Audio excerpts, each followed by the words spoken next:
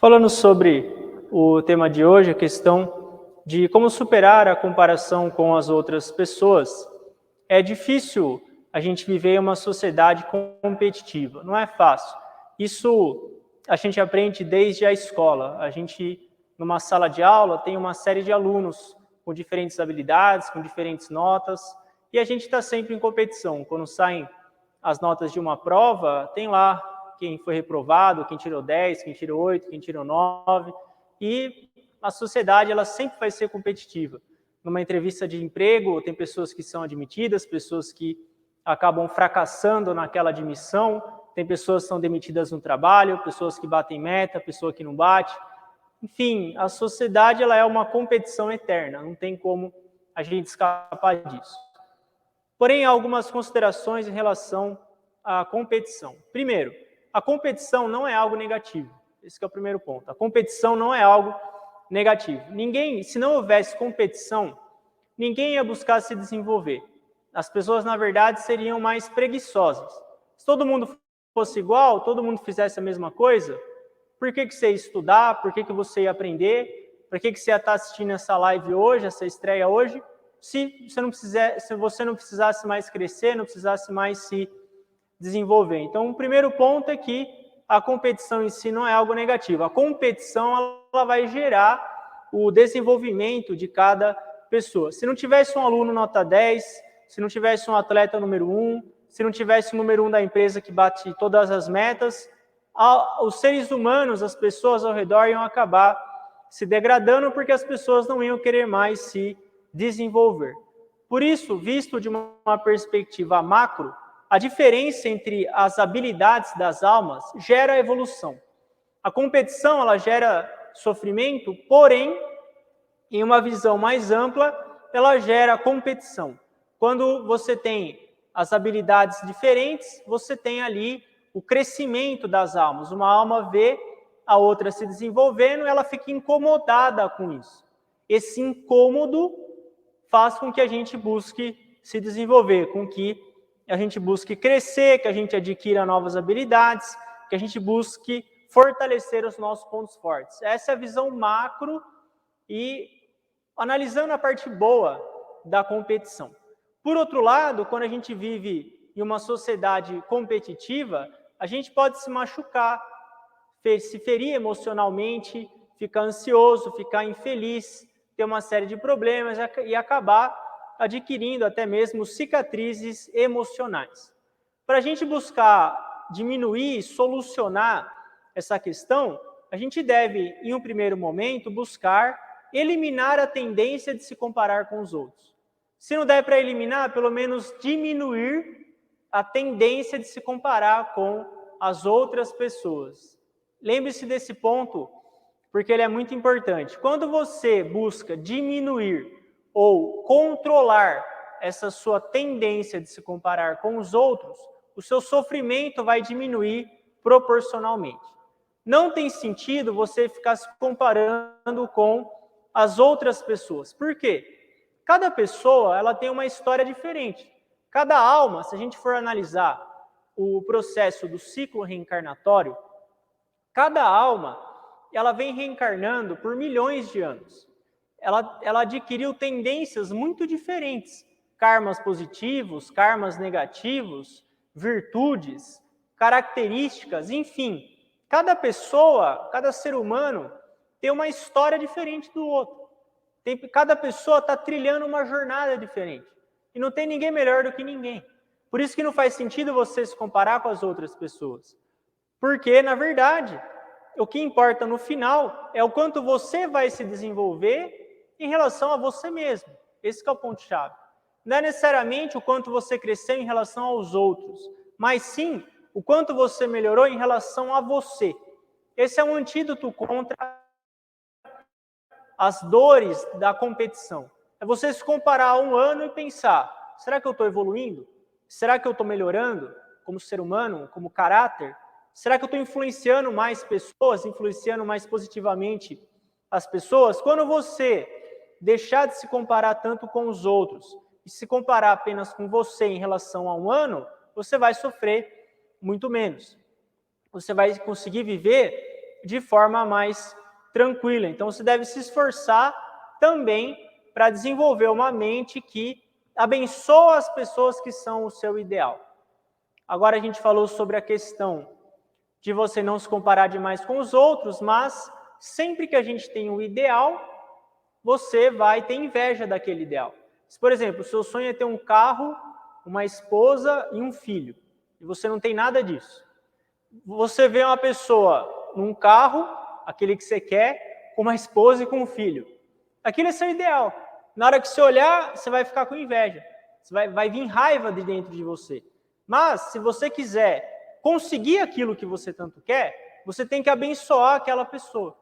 Você tem que fazer um esforço consciente em abençoar aquele seu ideal. Por isso, você deve se esforçar para desenvolver uma mente que abençoa o seu ideal. Se o seu ideal de vida é, por exemplo, ser milionário, abençoe as pessoas que são milionárias. Busque se aproximar dessas pessoas. Busque conversar com essas pessoas. Aprender com elas. Se você busca uma família feliz, e você conhece uma família feliz, unida, busque se aproximar dessa família sim. Busque ser amigo deles. Se você busca um casamento, abençoe os casais que são felizes. Deve mudar o motor da sua mente para as bênçãos. Isso é fundamental. Além de abençoar a pessoa, é muito importante que você se compare só com você mesmo e descubra o quanto que você evoluiu. Além disso, quando a gente nasce e cresce como adulto, a gente recebe muito das outras pessoas. A gente recebe alimento, educação, roupas, carinho, e a gente acaba se esquecendo disso e cobrando cada vez mais. Por isso, a consciência de abastança se faz fundamental. A consciência de abastança é você reconhecer que você tem tudo o que você precisa.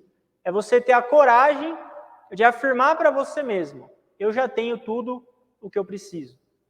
Eu já tenho o suficiente para eu viver. Eu sou feliz com isso que eu tenho.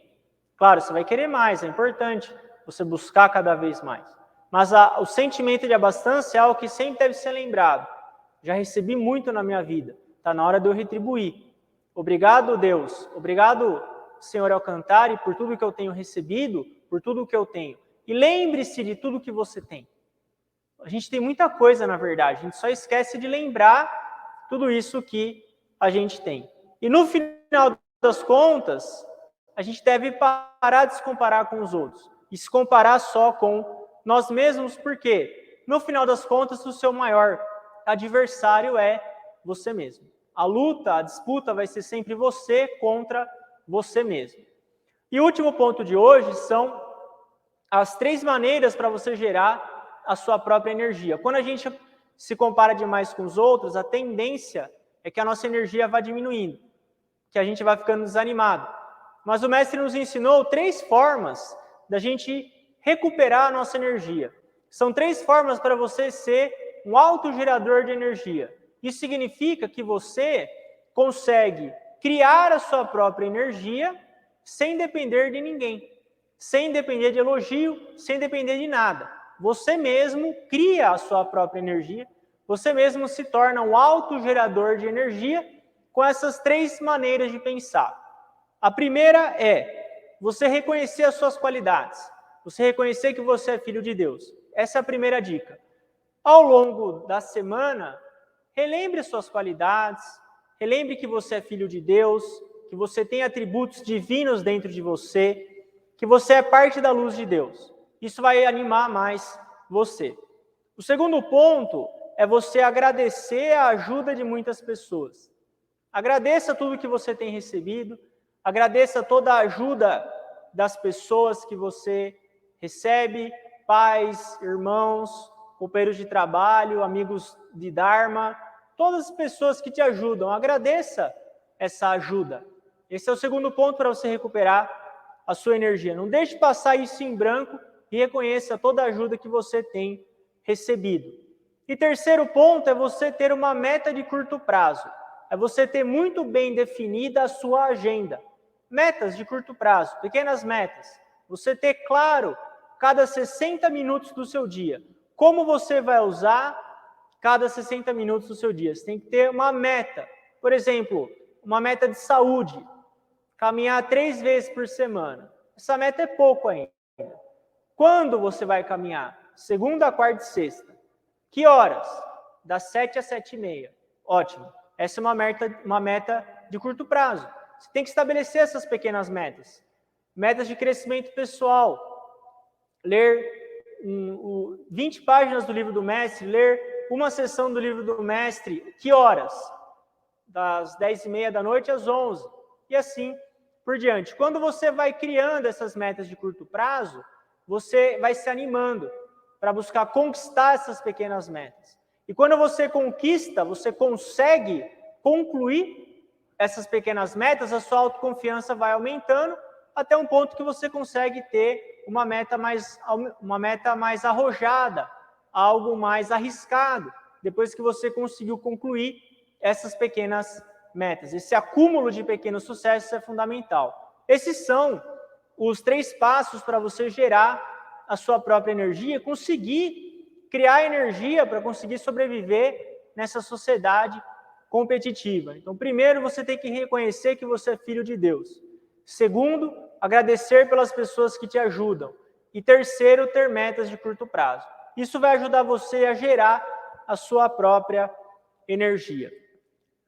Esse foi o tema de hoje. A gente falou sobre como superar a comparação com as outras pessoas. É um tema bastante conectado com o seu dia a dia, então espero que você tenha gostado. Lembrando você que quer receber mensagens gratuitamente no seu WhatsApp, é só se cadastrar no link na descrição desse vídeo. Você vai enviar um WhatsApp para mim, eu cadastro você e gratuitamente você recebe mensagens, áudios, uma série de materiais da Rap Science gratuitos diretamente no seu WhatsApp.